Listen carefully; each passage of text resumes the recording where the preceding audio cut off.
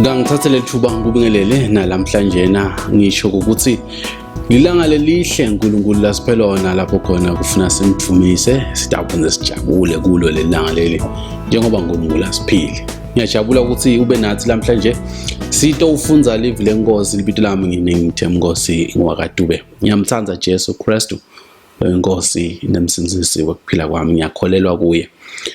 Namhla sitawufunza live lenkosi sibe sibuka ukuthi uNkulunkulu uthini kithi namuhla futhi uthini njeke etimpilweni tethu, kodwa singakaqali kuhle kusithandaza. Baba wethu lengcwele, siyakubonga kuba kanye nathi egameni laJesu Kristu. Siyatinikela kuwe nyalo mina inkosi nalo lalelele egameni laJesu Kristu ngelivi lakho kuthi inkosi usiguqule sikwathi kangcono sive ngcono kude inkosi silungisise ukuthi sibe ngesakho siyofika ezulwini silungile egameni laJesu.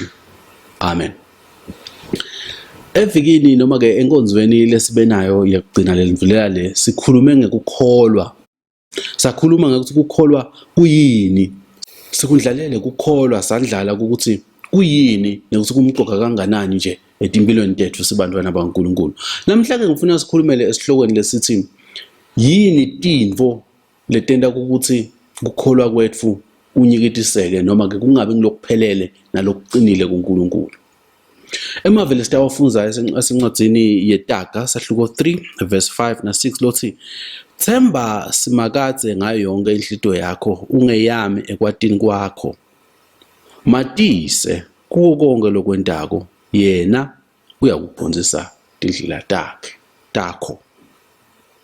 Livi laNkulunkulu esilifunzayo likhuluma ngokuthi themba simakadze ngayo yonke inhlito yakho unganciki kokwakho kuqonza noma ke ungeyami ekwatini kwakho.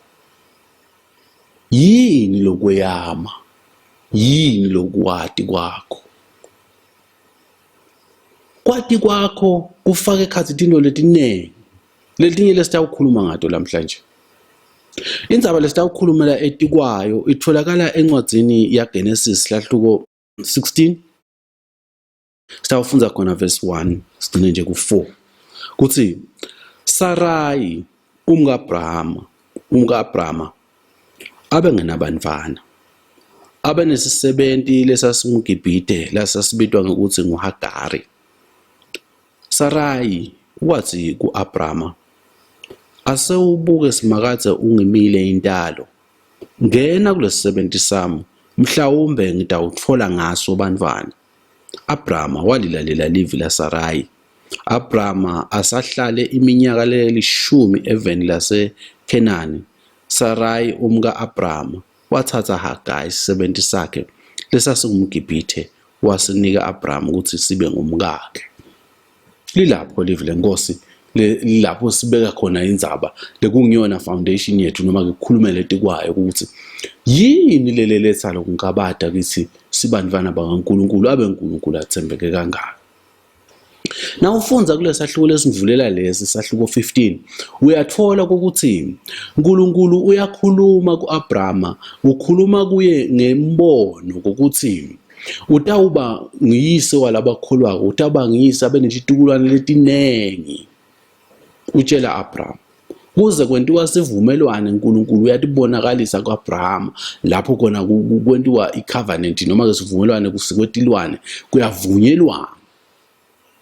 Ubuma Abraham une-assurance ushoko ukuthi uNkulunkulu wakhe utamphendvula, uNkulunkulu wakhe umphendvulile futhi umnikile iqiniso lokuthi utaba nebantwana. Manje lento lena uyitshelwe uNkulunkulu akangabadi. Le experience lebekabe nayo lena akusiwo labanengi bantu nangabe bakhona lababe nayo emhlabeni kwaba njengeAbrahama yedwana. Kusho ukuthi waba ne-assurance lenkulu ukuthi uNkulunkulu uyamqinisekisa ukuthi utabathola abantwana. Asidlali ngesikhathi. Hambe mala. Wabathi uyabuka naku usiguga. Wabathi Sarai naku ngiguga edlula imenopause. Siyathi kahle ukuthi umake wefika kulesikhathi semenopause angisathi ngesiswati abasakhona ukukhulelwa ithuba ekusangakhulelwa emva kwaloko semancane kakhulu nangabe vela ngasekho. Kodwa siyathola la ukuthi obathe bayabuka Abraham bakhulile, indvodza ke yona inako kubuseka ngoba ingaba nebantwana ngisho seyikhulile, kodwa abomake bona bana nalokuthi bese kuyaphela.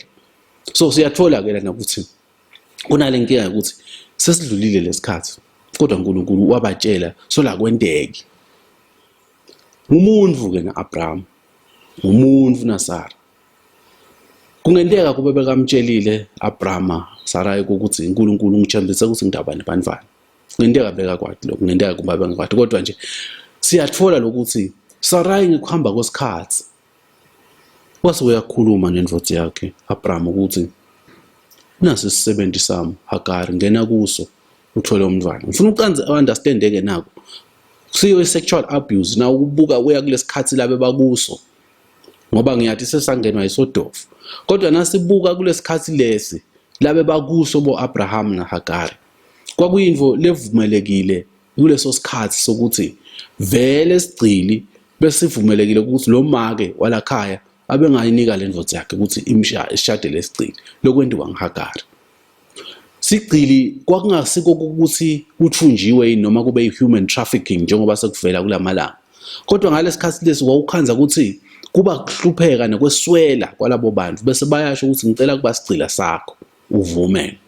La sithola khona ke njengoba lithi iBhayibheli ibeka sigcila lesichamuka eGibhithe.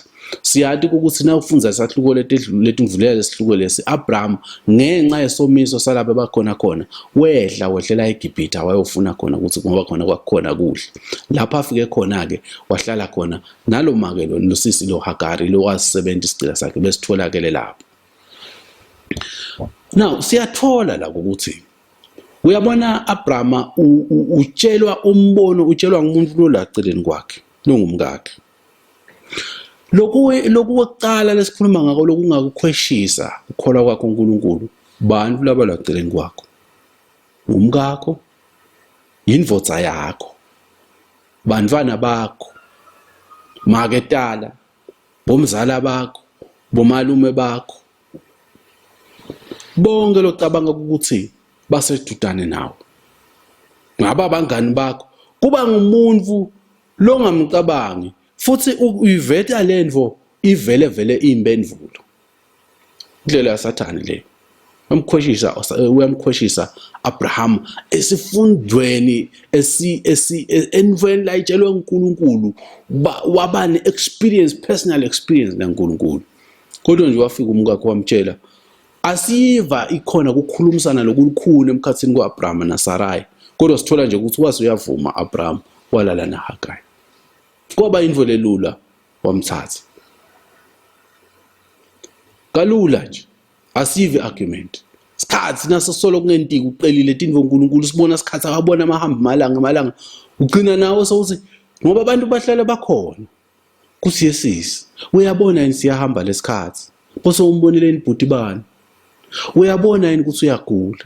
Ngiyathi mina ukuthi ngala kunanangi lokuthiwa uyayilento lena isinfu iyalapheka.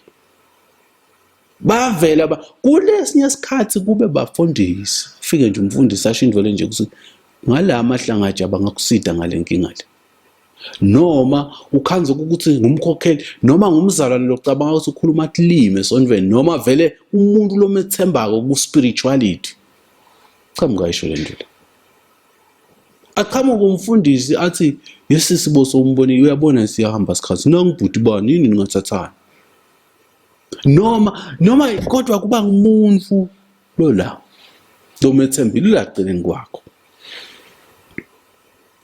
Lokunye kwesibili lokwenda usukhwenshe kuNkulunkulu kwehluleka kuma emaqinisweni alotshelwe uNkulunkulu. Failure to stand on his promises. Standing on his truth. Abraham wahluleka kuma la kutshelwe uNkulunkulu. Kodwa ke lengunye lengifuna ukuconze kahle kumbe kutawuvela ukuthi uyabona Abraham naye bekacabanga ukuthi kungenteka kwaba khona ukuthi yathi lento leshiwo ngumkami kumbe vele indlela uNkulunkulu leletha ngayo lempendulo. Wa compromise. Uyakhanza ukuthi kulesinye isikhathi solumile eqinisweni laNkulunkulu.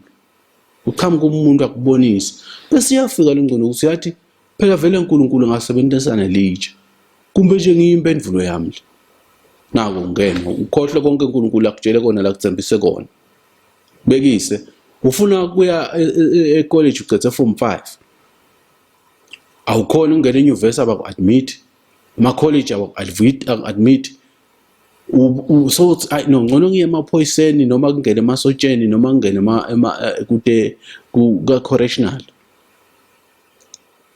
ubathi uya-aplya kumbe bakugijimise emasotsheni ugcine ungakaphelele kuma-interviews emabili noma uphele sokuthembisa qhamuka umkhokheli noma kuqhamuka umfundisi noma ngibani nomthembayo athi kuwe uyathi kokuthi ngibabonile baphumelele bobani ubabona nje balapha etikhundleni wathatha ingomo labaleni wayimixa le wayilayisha wafuka ebhasal pass umbona nje lapho na ingomo sibaleni mfana hamba uthatha amapasi nangabe wathatha enhlangano noma wathatha kamanzini hamba uthatha ingomo umixele utawungena lapha ecollege lahleka umzalwane ukukholwa kwakhe kuphele ukukholwa komzalwane phathanyiswa nje ukuthi sowubona ukuthi nyalo sesikhathi sokuthi athole lo-admithwa ngale ndlela le uyabona ukuthi ukuqhamuka ngale uluze ukuthemba uNkulunkulu soluthandaza etinzabeni kumbe uthandaza uzila uqela uNkulunkulu akuside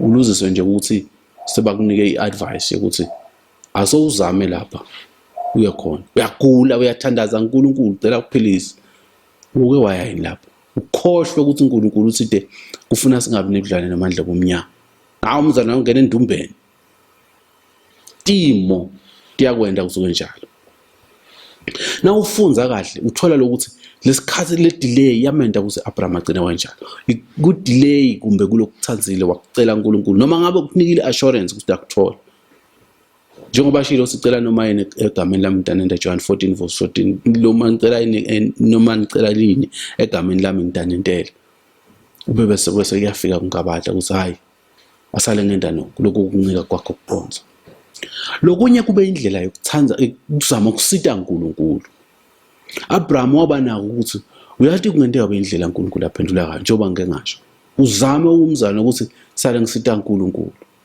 kuyakwenda lokho ukuthi uphume kumadini uNkulunkulu lokunye lokwenta ukuthi siphume ekwenteni elithembeni lethu uNkulunkulu lokudirela kukholwa kwethu iculture customs nangikhuluma ngeculture angikhulumi ngekugitsa ingadla ngikhulume ngemhlanga ngikhulume ngana ngikhuluma ngalokho nangikhuluma ngeculture ngikhuluma ngento indlela tinvo bantu labadenda ngayo any community indlela leyenda ngayo tinto lokho kuchazwa njengeculture iculture kuyenteka ukuthi ukhanze ukuthi senivumelene nini bantu labahlala kuleyo ndzawo leyo ukuthi we are going to do stayenda lento yethu kanje ngiyabekisa nangabe ku-culture yethu sekumukelekile ukuthi vele umuntu uyalala nemuntu bangathathani senivumele sekunormal nini akusanihluphi kodwa kakusho ukuthi uNkulunkulu sokuvumile lokho indlela leyo lesebavumelene ngayo nje labantu culture yabo indlela yekwenta tinvo nangabe indlela yekwenta tinvo ukuthi kuhle kudzakwa kucelebratewa lawo magani kuphikwa kugangwa phambi kwaNkulunkulu noma leyo nto leyo lentiwako lesinengiso phambi kwaNkulunkulu nithi niyayenda nini nithi indlela yenqubo yethu le nivumelene nini iculture leyo kakusho lokho ukuthi uNkulunkulu ukuvumile uyathi noma sonke lamhlabeni labo 6-8 billion singavumelana ngento yinye sithi thina sidakuvumela ukuthi bantwana babulawe ba-abortwe kukhishwe tiso kakusho ukuthi uNkulunkulu uvumile lokho futhi ngeke akuvunyiswe ngithi so uNkulunkulu unoma standards lawa misile nje iculture yethu noma singavumelana kanjani sithini kakusho ukuthi uNkulunkulu ukuvumile lokho now ngibuye endzabeni lesikhuluma ngayo ngesikhathi sa-Abrahama na Sarai indzaba lesiyithola kanengi linayenteka siyayithola kuGenesis 30:4 lapho khona Rachel lobeka imfati waJakobe bana Leah Rachel beka ngabatholi banvana uthi ke ku sisebenti sakhe Bila akavume akabe ngumka Jacobe wavuma ke Jacobe kulala naye wathola umntwana kwabangideni. Siyakuthola futhi kuverse 9 lapho khona Leya naye bese angasabatholi bantwana so lafuna abantwana wase ukhuluma nesi70 sakhe ezifa ukuthi akube khona la kwentako alale na Jacobe batothola umntwana. Kuleyo culture leyo kwakungasiyo isodov le, kwakungasiyo irape, kwakungasiyo ukuthi kumbe kugangiwe vele kunyathelwe amalungelo abantu. No, leyo society leyo labantu labaphila ngaleso sikhathi leso bebavumelene ukuthi batawuyenta nangabe bahlangana nenkinga lenje bayosolva kanje. Uyatfola ke lokuthi labantu bagcina babona ukuthi abalandzele isiko ngoba sebahlangene nenkinga. Angikhazi kuthola umntwana kusimo kuyinto loyiphiwa uNkulunkulu nje kuphela. Kakuyi ngakuthi wena uyakhona ukukwenda lokho. Umntwana lo naye baleni noma abantwana lo nabo akusho nje ukuthi wena ngoba unentalo uyakwadi. uNkulunkulu okuphela bobantwana labo. So uyathola ke ukuthi labantu baqale babe nekushayisa. Kuba nesimo lesibalikhuni lesigcina sithi kubo kunjani siyayisente njani sina nasemnje. So uyagula simo sesibi sekuyaboza kodwa lento le naye ngabe ngoba sowuyeda ibhedlela ipheli kuyayibe sekwente kanjani. Hawu umzalwane nanga ushona indumbe. Nango sibabonile abantu labasha Nkosi yami bathi phethe kahle sijabule ebandleni sijabule ngalilijale likhontako kumedlala ikeyboard lihle lishumayela kuhle. Nango thathe muhle uyamkhonda uNkulunkulu konke kuhamba kahle libandla linifisela lokuhle. Bese nje kuba khona umzalwane lo hlathi hey sidla nini kale nyama yethu mntanami. Sidla nini kale nyama yethu mntwana. Kani wena kume kusengafiki uNkulunkulu sengakukhombisa. Mzalwane bonakala thatheka. Ayikuzivise ebhlungu sikubonile lokho ebandleni. Lo musha lesimatiko so uhlulwa ukuthi bangani bakhe bayathathwa noma bayathatha naye so uyabuka nje nanguya uthatha. Ngoba ke vele inzabe abantu abathandzana nayo ingene. Ninga advisor lana advisor khona kodwa sinqumo semuntu sikuye baqhubeke khanze sekuba netinkinga. Mela uNkulunkulu umevini lakhe cha mina uNkulunkulu setha. Kuba simo akusiyo sonke isikhathi la umuntu agijimela khona inyanga nakusiyo isikhathi akusiyo lapho khona umuntu agijimela atikhanza senda into etingakalungi abathe uyabuka sisikumbe sokugathi sebashada abasosele yedwana la kaYouth azi ye no ngebona kumbe kukhona umkhulumsako longakholwa agcina ngene khona umzalwane ahambe enkozweni hambe ekholweni seniyabuta after about 10 years washona phi sisibani wahamba wehluleka kubeketela. Tinto leti letendako empilweni yethu tinto lesihlanganana nato leti sibazana kuba nalenkinga lenkinga bese iyakukhweshisa kuNkulunkulu. Ngithini ke ku buka ukuthi inkinga lo nayo akungabese sowubuka isolution lengakusida usasale ngithatha na ibribe kuze ngithole nangumsebenzi sowufikile umzalwane wathi noma loyo wathi uyathi thina umsebenzi sinawo ungafika nje le office ngabo after hours sibonane noma ufikele kami noma sihlangane ehotel ukuthi utawulunga lenzaba yakho dadewethu. Umzalwane wonke sowubuke nje salary lahle ukukholo kwakhe lento yakuhonta uzufe ngaphinza uenjoy impilo yakho noma songaqhubeka ushada ngoba uNkulunkulu unawo lo wakho umsebenzi.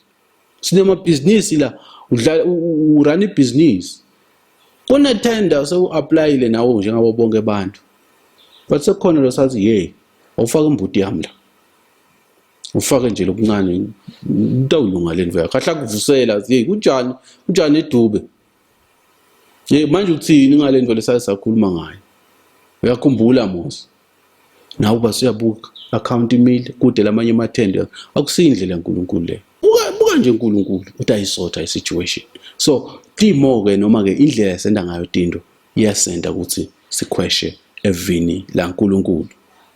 Lokunye lengifuna ukukhuluma ngayo ukuthi bantu sikhanza ukuthi asimbeki uNkulunkulu etimpilweni tethu konke lesikwendako. Kunetinto lesitendako lesiyasicabanga ukuthi uNkulunkulu akangeni ke kuloko. Noma satibekela lizinga ukuthi uNkulunkulu ungena esimeni nasesila. Nasi selapha phasa kangena. Ngiyabekisa. uNkulunkulu ngeke ngimtshele ukuthi ngiphethwe inhloko nje ngiyaqala ngihambe ngiye esibhedlela ngibone bese ngiyamtshela ke later. Ngoba lokhu kubona etinveleni njani. Na ugula uqala kuphi? Uqala esibhedlela noma uqala kuNkulunkulu? Uyam-involve nje uNkulunkulu etintweni takho letendawo. Uthi uNkulunkulu kuMateyu 28 verse 20. And behold, I am with you always. Nginawe njalo, nginani njalo. Ku-Isaiah 41 verse 10 uthi ungesabi nginawe. Fear not, for I am with you. uNkulunkulu lesinayo lesimkhondayo unathi ngaso sonke isikhathi. Manje ke le kusenta ukuthi ukhanze ukukhola kwethu ukuthi sekuyaphathamiseka sesivumela letimo letinye lesikhuluma ngato lapha ngetulo. Ngilokuthi sithatha ngathi uNkulunkulu besinayo kusena sithandaza ekhaya noma na unayo uthandaza ebusuku. Naso uhamba nje edolobheni akasekho. Utkhanze ukuthi uNkulunkulu akangeni nje ukuthi kuma conversations akho lo wachathako elicingweni ukuthi ukhona uNkulunkulu umfake kuko konke lekwenta utawubona ukuthi impilo yakhe itawuguquka. Indlela lokwenta ngayo into waqala wathi ukuthi uNkulunkulu ukhona kuso sonke isimo sakho njengoba shivini lakho kulama verse engiwafundzile. Ngila ufike khona understand ekhona ukuthi uNkulunkulu uyayenta into ngendlela lengeyakhe ukhona kuso sonke isimo. Ngifuna ukungeta kulo ukuthi uNkulunkulu uyangenelela kuto tonke izinto letimo lesikude. Uyathi kunemfelo kati ebandleni uxoxa indzaba ukuthi ukhanza ukuthi kuvuta impompi lendlini yakhe.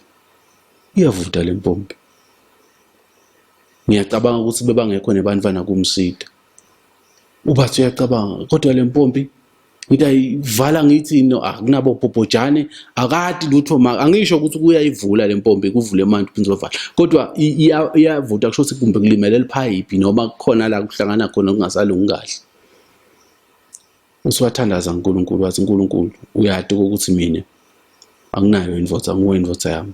Na impompi iyavuta uthi yeyemi impompi iyathula yathi du. Ayekela kuvuta. That's the God we serve. Na uNkulunkulu lesimkhonda mo involve. Lokunye lokusinciphisa kakhulu kwethu kwehluleka kuma nje evini laNkulunkulu. Failure to wait on the Lord. Kuma uthide uNkulunkulu. Uthi ingathi yeMahubo 37:34 verse 34. Wait for the Lord and keep his ways. Mela uNkulunkulu. Ugcina indlela takhe. Mela uNkulunkulu. Uthide uNkulunkulu. Mina ngihamba ngelive lakhe. Liyamhlula ke live lakhe ngoba nangabe uhamba nalo vele uyalenda. Akadlala ngalento uNkulunkulu. Uthide wena uNkulunkulu labaletha tishumi, balethe umnikelo, uyabangetetela, awukwente. Futhi mina ngiyakukhuthata ukuthi asowumlinge uNkulunkulu. Inkosi yami uyawumangala. Lokho kuyakukhulisa nje ukukholwa kwakho. Uyathi ukuthi kwenta live laNkulunkulu kuyakukhulisa ukukholwa kwakho. Ngakathi nje uNkulunkulu lethanda ishumi nangu. Ukwente lo uyamangala naso ucala uNkulunkulu akuprovide. Kanti uNkulunkulu yenta mbamba lento. Ume evini laNkulunkulu Timothy ingavumi. Uyalalelwa umoya noma isimo singavumi. Ume uNkulunkulu. Uthembe live lakhe. You know, la sifunze khona Abraham wanqonota wabe sibona ukuthi kumbe uNkulunkulu indlela layiletha ngayo impendulo leyo. Kwamkhweshisa wehluleka kuma ekutheni uNkulunkulu uthide. Naye wase uyayi-interpreta misinterpreting God's word. Kuyasenda nako ukuthi sigcine sikukholwa kwethu kuphelile uNkulunkulu. Ngoba naye wemisinterpreta waqabanga ukuthi uNkulunkulu kumbe bekathi. You need to wait on the Lord. Waiting on the Lord.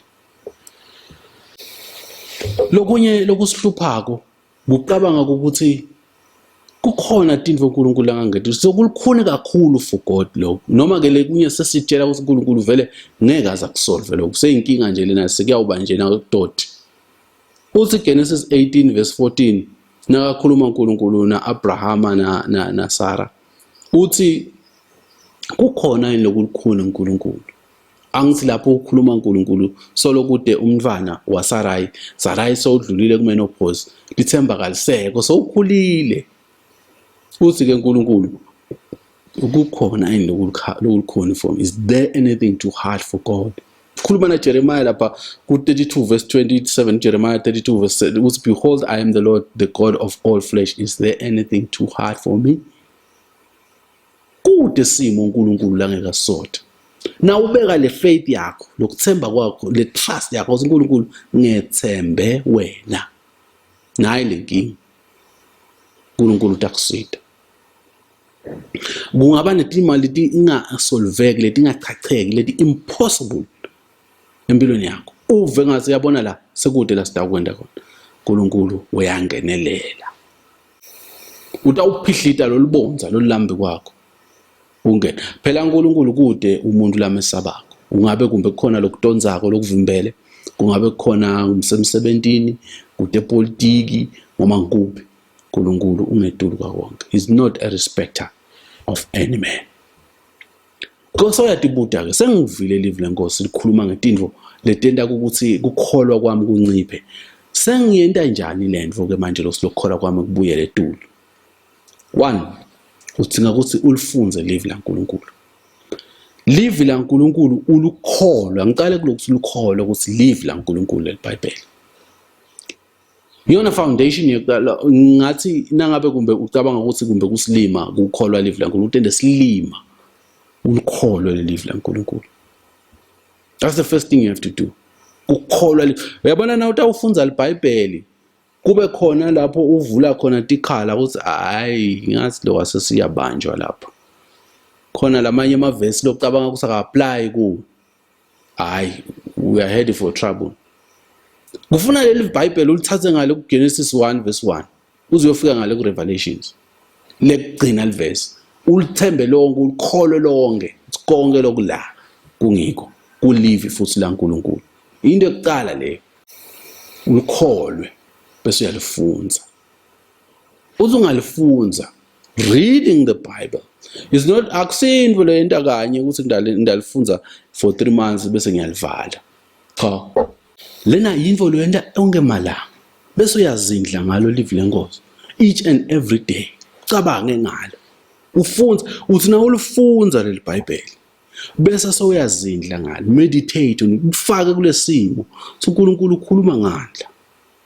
Ucabanga uyathi ukuthi ezucabanga uNkulunkulu kuyacubungula nje enhlitweni yakho, amphefumulweni wakho.